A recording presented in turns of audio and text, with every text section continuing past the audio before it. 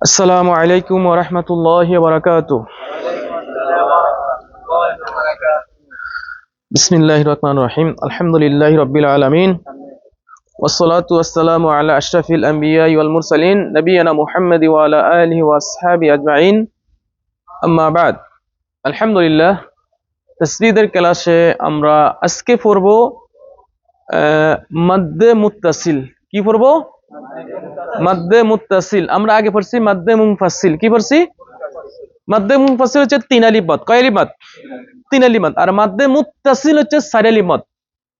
মাদ্দে মুনফাসিল মানে হচ্ছে পৃথক, আর মুত্তাসিল মানে হচ্ছে এতাস, সংযুক্ত।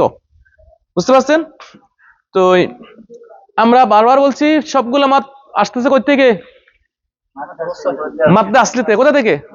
মাদ্দে আসলি। মাদ্দে আসলি বুঝলে মাদ্দে আরদি বুঝবেন, মাদ্দে আসলি বুঝলে মাদ্দে মুনফাসিল বুঝবেন, মাদ্দে আসলি বুঝলে মাদ্দে মুত্তাসিল বুঝবেন। আমরা একবার বলি, এই ছয়টি মাদকে মাদ্দে আসলি বলা হয়। মাদ্দে আসলি সব সময় এক আলিফ টানতে হয়। এক আলিফ মাদের বামে আরদি সাকিন পাইলে তিন আলিফ টানতে হয়।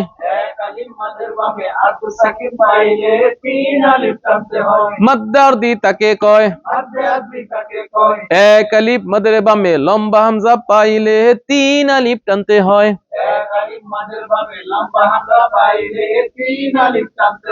মাদ্দে মুনফাসিল তাকে কয়। এক আলিফ মাদের বামে গোল হামজা পাইলে চার আলিফ টানতে হয়।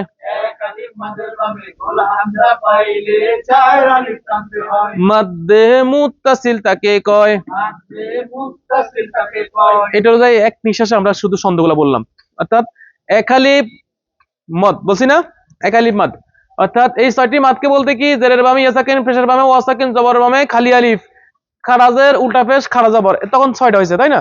এই ছয়টার পরে মানে কি, এই ছয়টা মাদের পরে যদি আমরা ওয়াকফ করি, কি করি? ওয়াকফ করি, তখন আমরা কয় আলিফ টানবো? তিন আলিফ। এই মাদের নাম কি? মাদ্দে আরদি। মাদ্দে আরদি। আর কোরআনে পুরা কোরআন ভরি এই মাদ আছে। আলহামদুলিল্লাহি রাব্বিল আলামিন কয় আলিফ? এটা মাদ্দে আরদি। এভাবে আর রহমানির রহিম কয় আলিফ? এইভাবে পুরো কোরআনে খুঁজে পাবেন।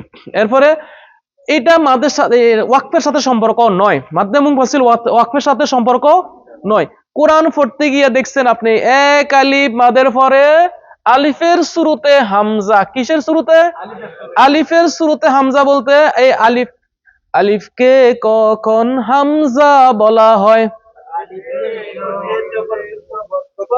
ভুলে গেছি গা। আলিফে যখন জের জবর পেশ অথবা সুকুন তানবিন পাওয়া যায়, আলিফকে তখন হামজা বলা হয়।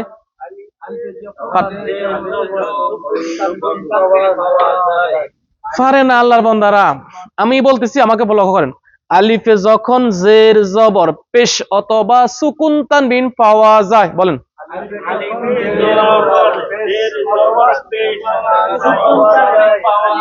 এটা বেশি ফেস লাগায়, সাউন্ডও দিব বেশি, ফেসও লাগাবে বেশি। না পারলে আস্তে করবেন, বাকিগুলো ডিস্টার্ব করবেন না।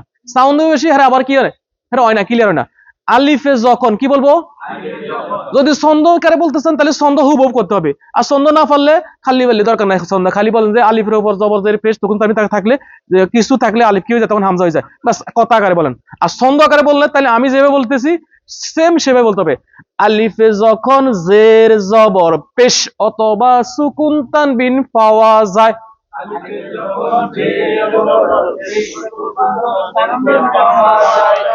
আলিফকে তখন হামজা বলা হয়। এই জন্য বলছি আমরা লম্বা হামজা। কি জন্য, কেন বলছি? আলিফের শুরুতে হামজা, এই জন্য আমরা বলছি লম্বা হামজা। এক আলিফ মাদের বামে লম্বা হামজা পাইলে তিন আলিফ টানতে হয়।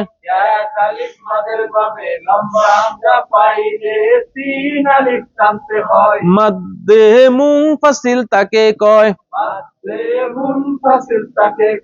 লা ই লা ইলাহা আলা ইব্রাহিম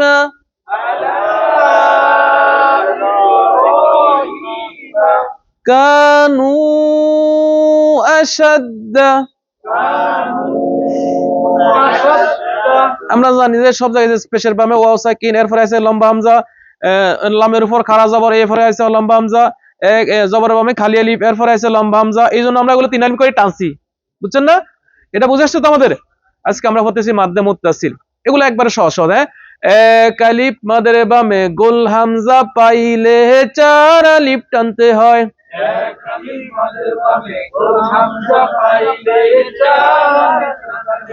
মাদ্দে মুত্তাসিল তাকে কয়। শা জবরের বামে আলিফ থাকলে 1 আলিফ টানতে হয়। আ শা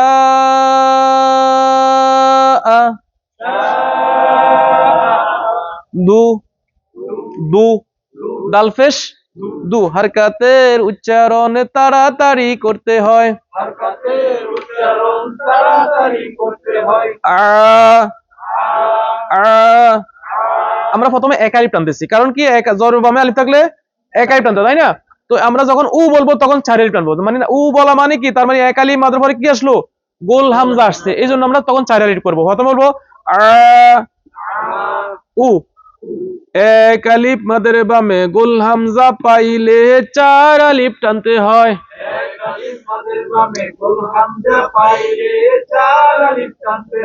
মাদ্দে মুত্তাসিল তাকে কয়। দুআউ।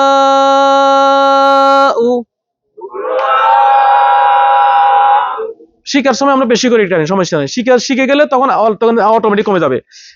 ই রা জবরের বামে আলিফ থাকলে 1 আলিফ টানতে হয়। ইজা জাল অক্ষর জিব্বার আগা থেকে নরম করে পড়তে হয়।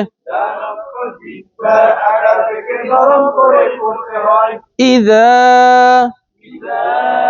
জা জা জবরের বামে আলিফ থাকলে 1 আলিফ টানতে হয়। আ জা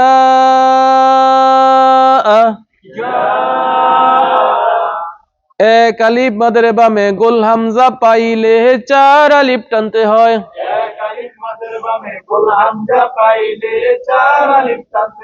মাদ্দে মুত্তাসিল তাকে কয়। ইযা জাআ।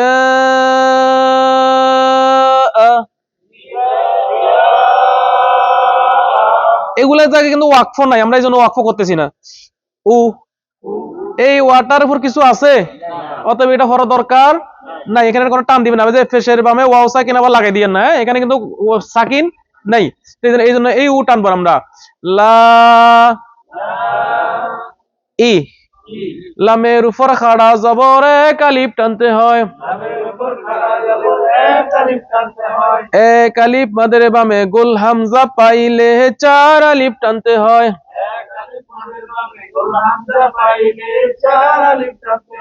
কা উলাইকা।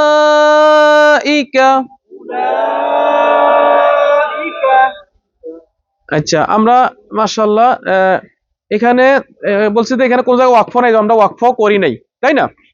তো এই দুইটা মাদ একবারে মানে কি সেম সেম, এটা দুটোটা একসাথে মানে একই রকম। কিন্তু 1 আলিফ মাদের বামে গোল লম্বা হামজা পাইলে 3 আলিফ টানতে হয় মাদ্দে মুনফাসিল। 1 আলিফ মাদের বামে গোল হামজা পাইলে 4 আলিফ টানতে হয় মাদ্দে মুত্তাসিল। মনে থাকবে ইনশাআল্লাহ। এই মাদগুলা আমরা আমাদের এই আপাতত এখানে কিন্তু মাদ শেষ পর্যায়ে গেছে। এই মাদ পরবর্তীতে আমাদের এই সারের নিচে আরো কয়েকটা মাদ আছে, সেগুলো আমরা পরে পড়বো। তো আপাতত আমাদের মাদের পর্ব এখানে কি হলো, শেষ হইলো। আমরা 1 2 3 4 5 6টা মাদ পড়লাম। কয়টা মাদ? 6টা মাদ। প্রথম হচ্ছে মাদ্দে আসলি 1 আলিফ মাদ, দ্বিতীয় হচ্ছে মাদ্দে তারপর মাদ্দে ওয়াদ, মাদ্দে ওয়াদ এক আলিফ মাদ, তাই না? এটা এক আলিফ মাদ। এরপরে মাদ্দে লিন 2 আলিফ মাদ, মাদ্দে আরদি 3 আলিফ মাদ, মাদ্দে মুনফাসিল 3 আলিফ মাদ, মাদ্দে মুনফাসিল 3 আলিফ মাদ, মাদ্দে মুত্তাসিল 4 আলিফ মাদ। বুঝে আসছে তো আমাদের? তো পারবো তো ইনশাআল্লাহ। এই মাদগুলা আমরা কোরআনে ব্যবহার সহ দেখাইছি। আপনারা অবশ্যই এই পড়ার সময় মাদগুলা কি করবেন? ফলো করে পড়বেন। আর পড়ার সময় কি করবেন? একটু প্রথমে শিখার সময় একটু মাদ লম্বা করে নেবেন, হ্যাঁ? আর যখন শিখ হয়ে যাবে তখন আমরা কম করে পড়বো। আমি কি জানি একটা কথা বলতেছিলাম, এই জন্য ঘুরে দিয়েছি, কিন্তু কথাটা ভুলে গেছি, ওই সময় মনে হচ্ছিল। আচ্ছা থাক, আপাতত আমাদের ক্লাস আমরা এখানে সমাপ্ত করলাম। এই মাদগুলো আপনারা পড়ে আসবেন। আগামী ক্লাসে ইনশাআল্লাহ আমরা পড়বো হামজার উপর সুকুন থাকলে কিভাবে পড়তে হয়, এই শিক্ষাটা আমরা আগামী না, সেটা আসতেছে, সেটা আসতেছে, এখন আসতে, এখন এটা এখন না। যতগুলা প্রশ্ন আপনাদের আছে সবগুলা প্রশ্নের উত্তর কোথায় আছে? এই সার্টের যখন সার্ট শেষ হয়ে যাবে তখন প্রশ্ন করবেন যে এই পড়াটা কেন আমাদের হয় নাই। যখন সার্ট শেষ হয়ে যাবে কি হয়ে যাবে? শেষ হয়ে যাবে। 40টি সার্ট শেষ হওয়ার পরে আরো কিছু তাজবিদ এক্সট্রা শেখাবো। এগুলোর পরে তখন আপনাদের কি আসবে? প্রশ্ন আসবে যে এই এটা কোন কায়দা পড়বো। আল্লাহ সুবহানাহু ওয়া তাআলা আমাদেরকে কোরআনটা সহিহ সাধ্যভাবে পড়ে আমল করার তৌফিক দান করুক। আমিন। সুবহানাকাল্লাহুম্মা ওয়া বিহামদিকা আশহাদু আল্লা ইলাহা ইল্লা আনতা আস্তাগফিরুকা ওয়া আতুবু ইলাইক। আসসালামু আলাইকুম ওয়া রাহমাতুল্লাহি ওয়া বারাকাতুহু।